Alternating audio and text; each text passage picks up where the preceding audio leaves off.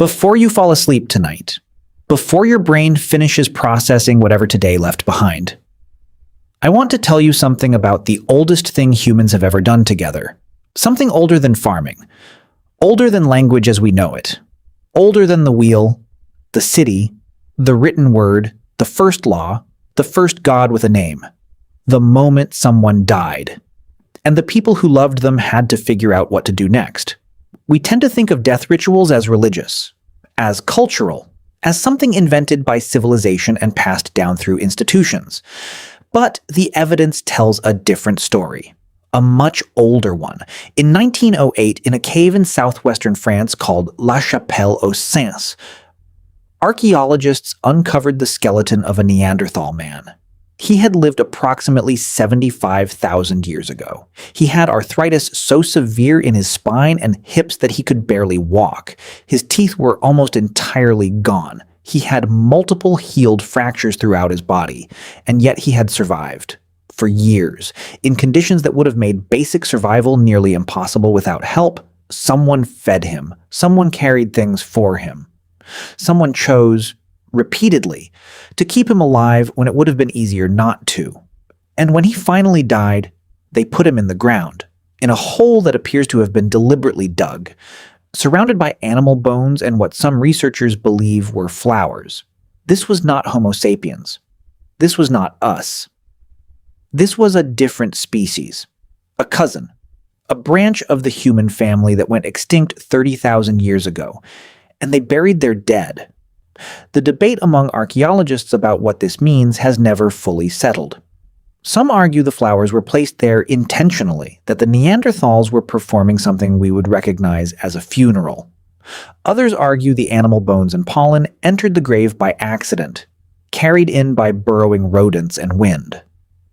What is not disputed is the grave itself, the deliberate placement of the body, the positioning, the care. Something about that moment, the moment after death, demanded a response that was more than practical. Even then. Even before everything we think of as civilization existed. Let's go back further. 300,000 years ago, in a cave system in South Africa called the Rising Star Cave, a team of researchers led by paleoanthropologist Lee Berger made a discovery that changed what we thought we knew about human behavior. Deep inside the cave, in a chamber accessible only through a narrow shaft barely wide enough for an adult to squeeze through, they found bones. Hundreds of them. All belonging to the same species, Homo naledi, a small-brained hominin that we had never identified before. No predator drag marks, no flood deposits, no evidence that the bodies had been brought there by any natural process. The bones were placed there by other members of the same species 300,000 years ago. Before Homo sapiens existed, before what we normally call human consciousness, something that was not quite us decided that the dead deserved to go somewhere specific. Somewhere that required effort. Somewhere that required squeezing through a shaft in the dark and carefully laying bodies in a chamber that no living thing would ever use for anything else. We do not know what they felt. We cannot know.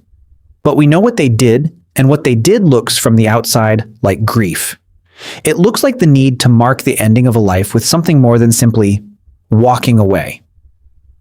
Move forward now to roughly 100,000 years ago, the caves of Kafse and Skul in what is now Israel. Here, early Homo sapiens were burying their dead with deliberate grave goods. Red ochre, the pigment used to color skin and tools, deer antlers placed beside the body of a child, seashells from the coast, carried inland, placed with the dead. These were not accidental inclusions. These were chosen objects, things that meant something to the living, given to the dead, for reasons we cannot fully reconstruct, but that feel, even across 100,000 years, completely familiar. Egypt is where the conversation about death became the loudest. The ancient Egyptians did not treat death as an ending. They treated it as a transition, a doorway from one form of existence into another. The preparations they made for the dead were not gestures of farewell. They were practical arrangements for a continued life. The body was preserved because the spirit would need it again. The tomb was stocked because the dead would need to eat. The spells in the Book of the Dead were not prayers, they were instructions, a roadmap for navigating what came next. What strikes modern researchers is not how foreign this thinking seems. It is how familiar the emotion underneath it feels.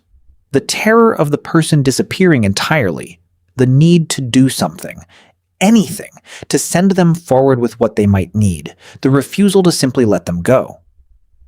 In ancient Mesopotamia, the world that produced our earliest written records, grief was documented with an honesty that reads across 4,000 years without losing anything.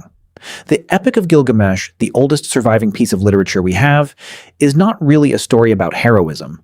It is a story about a man who watched his best friend die and could not accept it. Gilgamesh tears his hair. He refuses to allow the body to be buried for 7 days because he cannot stop looking at the face of his friend and waiting for him to wake up.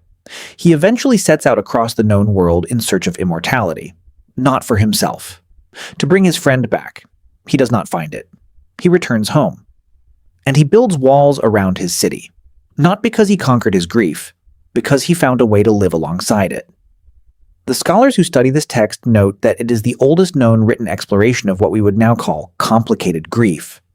The kind that does not resolve, the kind that rewrites the person you are. Written down 4,000 years ago, describing feelings you have probably had. The Greeks approached death as a problem to be solved philosophically, and failed magnificently.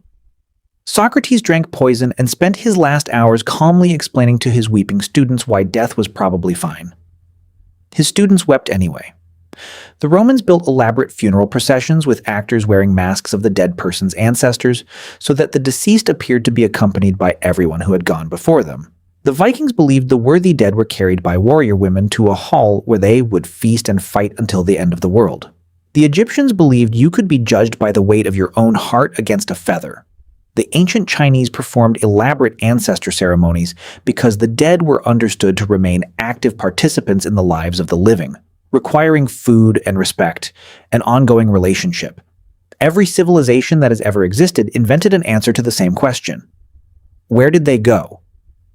And every answer is different, and every answer is trying to do the same thing. Make the unbearable bearable. Keep the person near just a little longer. Make the ending mean something. Here's the thing that tends to stop people when they first encounter it. Grief is not uniquely human. Elephants return to the bones of their dead. They touch the bones gently with their trunks. They stand over them. They return year after year to the same site. Chimpanzees have been documented carrying the bodies of their dead infants for days, sometimes weeks, unable to put them down. Dolphins have been observed supporting the bodies of dead calves on the surface of the water, refusing to let them sink. Crows gather around their dead in what researchers have begun calling crow funerals, not out of sentimentality, but apparently to learn about the danger that killed the individual. The response to death is ancient, pre-human. Built into social animals at a level that precedes language and culture and consciousness as we understand it. What humans added was the story. The explanation, the ritual, the symbol, the grave good, the feather, the hall of the ancestors, the book of the dead. We took the raw, overwhelming fact of loss, and we built architecture around it. Not because the architecture made it hurt less, but because standing inside something you built together hurts differently than standing in an open field. So let's go back to that cave in France. The Neanderthal man who could barely walk, who was kept alive by people who chose to keep him alive, who was put in the ground by people who chose to put him there. We do not know if they cried. We do not know if they said anything over him. We do not know what they believed about where he went, but we know they did not simply leave him. They stopped. They gathered. They marked the ending of his life with effort and with care. And if you have ever stood at a graveside and not known what to say, if you have ever sat in the room after and not been able to leave yet, if you have ever kept an object that belonged to someone who is gone for no practical reason, simply because getting rid of it felt like losing them again, you are doing the same thing, across 75,000 years, the same thing.